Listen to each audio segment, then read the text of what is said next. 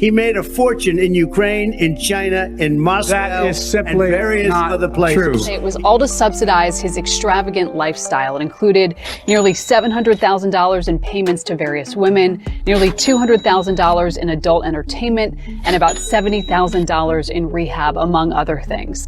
Pay your fair share. Pay your fair share. Pay your fair share. All my time in public office, I've been referred to as middle-class Joe. Joe Biden likes to call himself middle-class Joe. He's called himself that more than 500 times. Middle-class Joe. Time in public life, since I've gotten involved, I've been referred to as middle-class Joe. This handle I've been given a middle-class Joe. Everybody calls me middle-class Joe, and I'm just a middle-class guy. It was embarrassing. Bernie Sanders' net worth is more than mine. I mean, I have less money than a socialist. I don't know what the hell happened.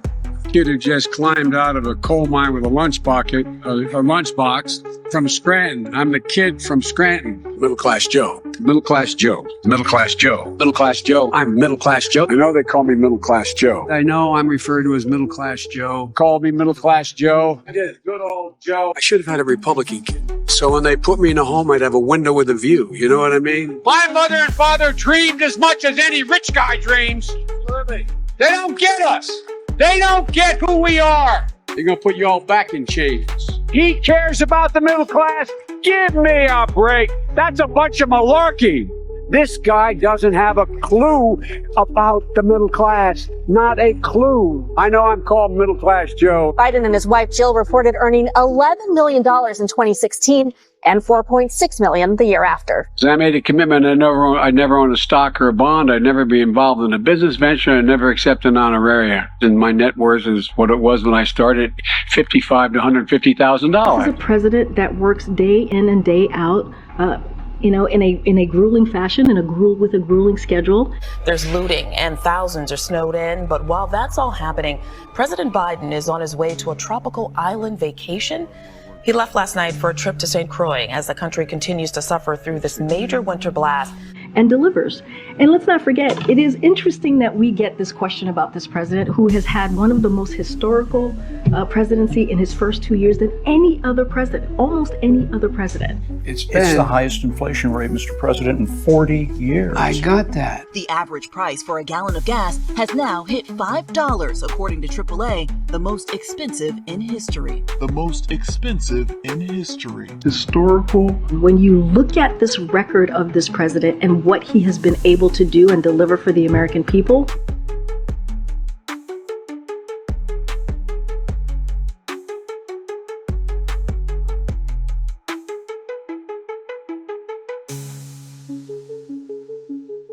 guess what? Bidenomics is working.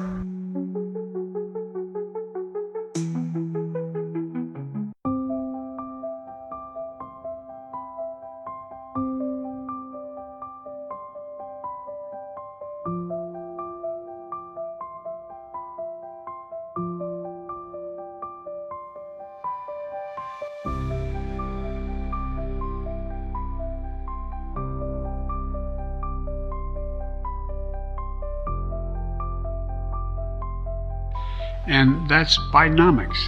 Just 20% of voters believe this country is headed in the right direction. 74% say the nation is on the wrong track. Mr. President, polling still shows that more Americans than not still disapprove of your handling of the economy. So what specifically will you do this year to turn that around and make Americans feel better about how the economy is doing? If you notice, they're feeling much better about how the economy is doing. What we haven't done is letting them know exactly who got it changed. That's the part. That's what's happening. If you look at the consumer confidence measures, they're way up. Look at across the board. Everybody's doing better, and they believe it. They know it. And they're just beginning to sink in. Really? 50% of Americans say their financial situation is worse now than it was during the last presidential election. That's according to a new survey from Bankrate. Only 21% say their financial situation is better since 2020. Las Vegas mortgage broker Joan Weber says the economy is not working for her or her customers hunting for home loans. The majority of people that are coming in today have way more credit card debt than they did 4 or 5 years ago. Everybody's doing better, and they believe it. They know it. and they're just beginning to sink in. A new survey finds that nearly 1 in 4 Americans are struggling to pay their rent. That number is even higher among Gen Z and millennial renters. Data from Redfin shows the average rent in December was $1,964. If you were to describe the economy right now in one word, how would you describe it? The impact is, and I know it doesn't matter to you guys, I'm being facetious, I shouldn't be a kid like that. But when you want to call and check the balance on your account, you charge $30. Is that fair? Is that fair? But when you want to call and check the balance on your account, you charge $30. Is that fair? What in the hell is he talking about? Cut the federal debt in half. Fact. In the first 2 years of my administration, I cut the debt by $1.7 trillion. $1.7 billion. $1.7 trillion. $1.7 trillion. $1.7 trillion. $7 billion. $1.7 trillion. $1.7 billion. It's a trillion dollar. Not billion, $trillion. $1.7 trillion. Hear me? No one's ever reduced the debt. Well, if you look at the report coming out of the Michigan survey, over 60% of the people in America feel they're personally in good shape. They're personally in good shape. But they look out and they say the rest of the world's not in good shape. Other people aren't in good shape. I think inflation has gone slightly up. It was at 9% when I came in, and it's now down around 3%. But the fact is that I think people are just uncertain.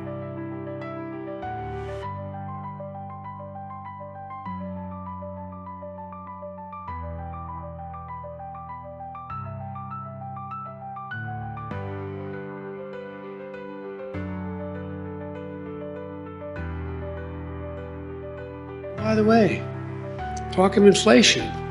The overwhelming consensus is going to pop up a little bit and then go back down. No one's talking about this great, So, again, if it turns out that what I've done so far, what we've done so far, is a mistake, it's going to show. Very seriously. Economists call all these things transitory effects. There will be transitory impacts as it relates to inflation. I believe it's transitory. Temporary or transitory impact. Talk of inflation. The overwhelming consensus is going to pop up a little bit and then go back down. People fully expect this inflation to be temporary. There's nobody suggesting there's unchecked inflation on the way.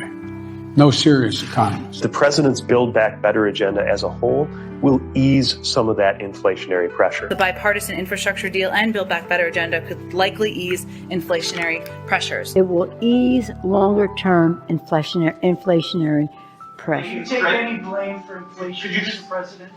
Am I taking blame for inflation? No. Why not? Because it was already there when I got here, man. Remember what the economy was like when I got here? It's the cost of living crisis. Suddenly we went up from prices being around there to prices being there. And you don't really see that in this data, okay? Because inflation is really just measuring the difference between that and that. And if you look at those two lines, you're talking about a 2.3% change. That's the number we're talking about today. But for a lot of people, it's not about that. It's about the difference between this and that. And when you look at the difference between this and that, that's 20%. And I think that's the dichotomy here between these inflation numbers where it looks normal and this, which is really not normal at all. Well, I'm going to get those gas prices down again, I promise you. But seriously, where I come from, when you make a deal, you give your word, you keep it. You give your word, you say, I'm going to do what I said I'm going to do, and you do it. You keep it. Oh, really?